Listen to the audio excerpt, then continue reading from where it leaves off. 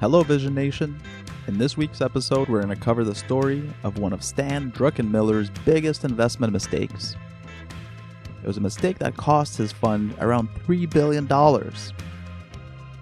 We'll also cover the most important lesson that George Soros taught Stan years ago.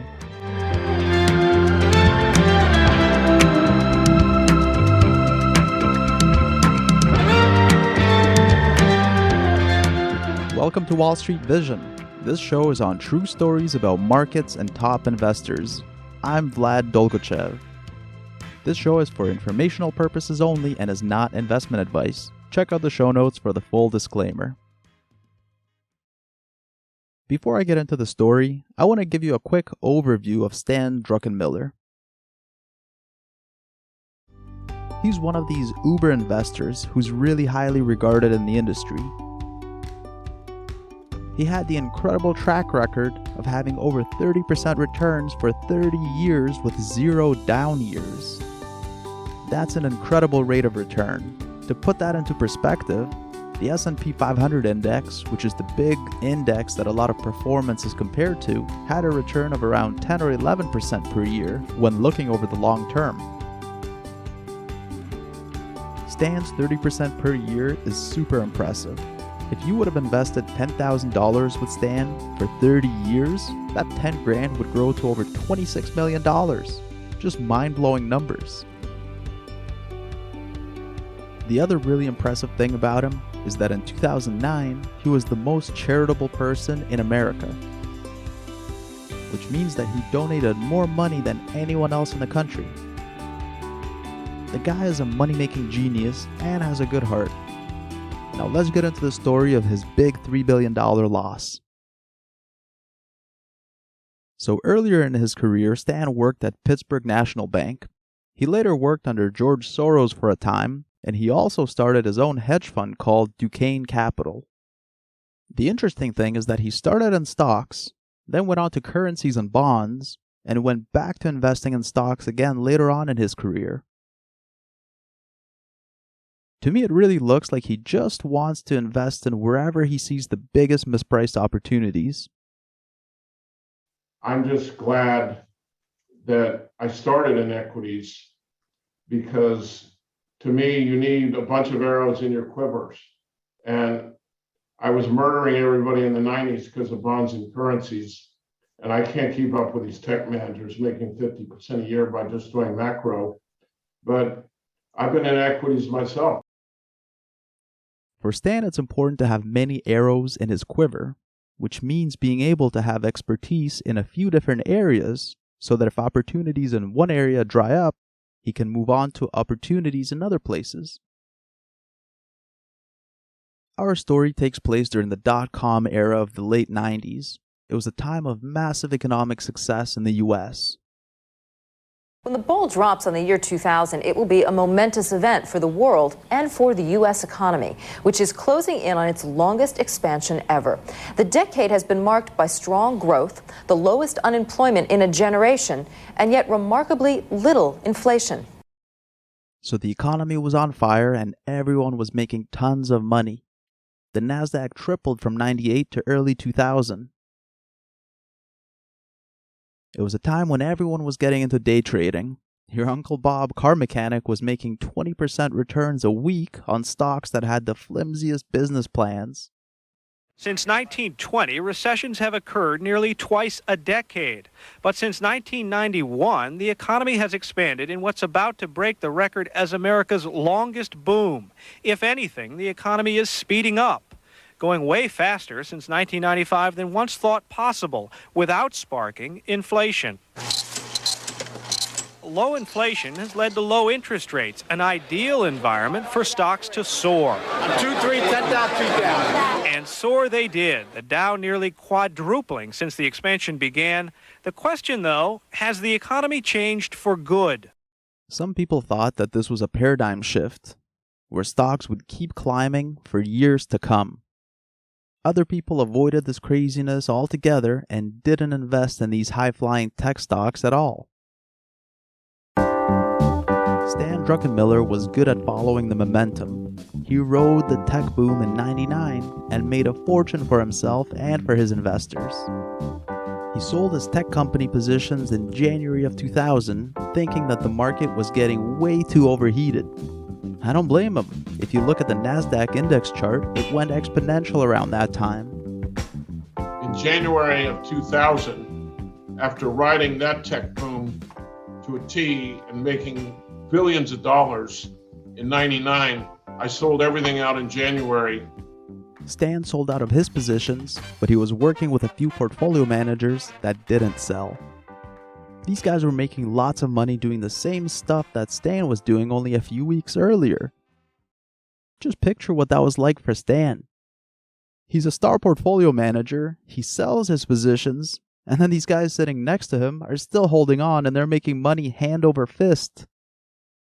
And I had a couple of internal portfolio managers at Soros who didn't sell out, and they had these, it was a smaller portfolio, but they made 30% after I sold.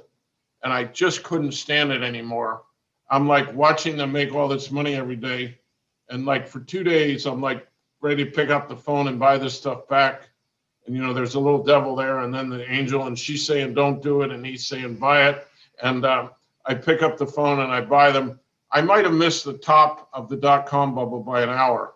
I ended up losing $3 billion on that trade alone. I had made more the year before, but you know, $3 billion is a lot of money.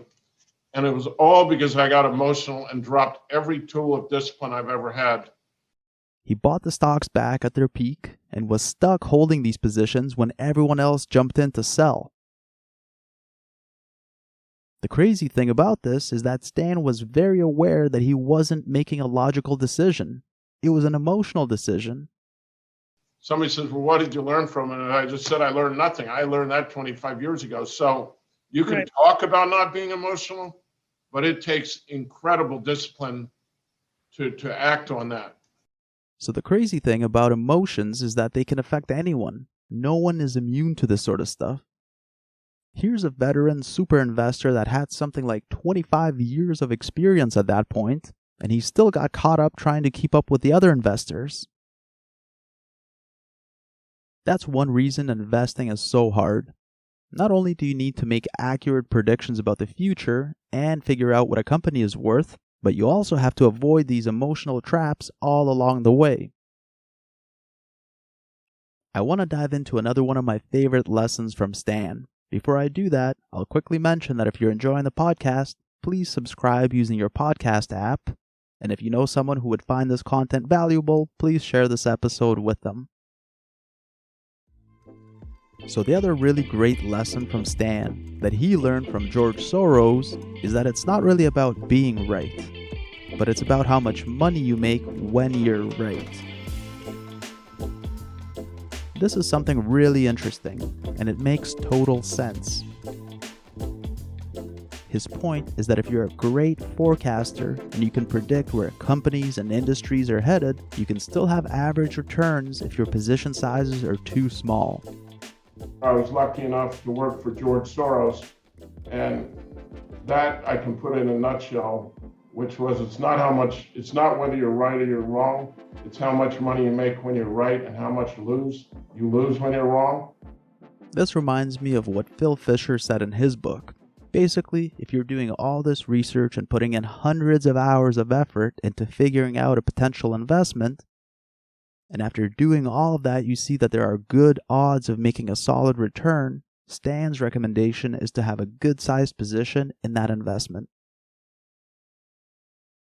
If you only invest $100, even if you triple your money, you'll only end up with $300. So having enough skin in the game to make it worthwhile is important. There's one example in Stan's career where he did all this analysis and figured out that the Deutschmark was likely to go up and that the British pound was likely to drop. Stan went to George Soros' office and pitched the investment idea. I'll never forget, I walked into his office and told him the fund at the time was $7 billion, that I wanted to put a $7 billion position on long the Deutschmark and short the pound. I explained my reasoning to him, which I thought was very sound. He looked at me with like the most disgusted look. and I was getting angry just with the body language feedback I was getting. And he said, look, you only get an opportunity like this. This is a one-way bet, maybe 2-3 times in your career, and you're just not betting enough. We shouldn't put 100% of the fund in this trade. We should put 200% of the fund in the trade, because the most you can lose in it is 0.5%, and you can make 20% in it. So your risk reward is tremendous. And he was constantly, I was shocked when I went there. He was not as good as predicting security prices to me, but he always seemed to make a ton of money because he would size his positions accordingly. George Soros sounds like a fun boss to work with, right? Can you imagine pitching an idea to your boss and him agreeing with the idea, but still finding a reason to be disgusted at you? That would make for a really rough time at the office. One more thing that I love about Stan's philosophy is that he talks about how in investing and in life, you've got to find something that you're passionate about. Investing is a super competitive game, and if you want to win at it, you've got to have the passion that's going to take you that extra mile. In terms of a profession, I was extremely fortunate to be in a profession that in my 20s, I'd go to work at 6 in the morning, I'd come home at 11 at night, not because I was trying to make a bunch of money. I just loved the business. There's nothing I found more exciting than what I described earlier, is this gigantic puzzle where you try and predict how things are going to evolve in the world and how security prices might respond to them. So I know it's like a cliche, but a lot of cliches are there for a reason. And you've got to be passionate. And if you're coming into the investment business, I promise you, if you're coming into it just kind of because it looks like the best financial return to you, but you're not all that passionate about it, you're going to lose. Because every time you make a trade, you're trading against somebody who is passionate and probably working harder, and you'll be behind the 8 ball. Some great advice from Stan the Man. Alright, Vision Nation, that wraps it up for this episode. If you've enjoyed it, please hit the subscribe button, and if you know someone who's interested in investing, please share this episode with them. Thank you so much, and I hope you have an amazing day. This podcast is for entertainment purposes only and should not be relied upon as the basis for investment decisions. Before making any decisions, consult a professional. I may maintain positions in the securities discussed on this podcast. This show is copyrighted by the Wall Street Vision. Written permission must be granted before syndication or rebroadcasting.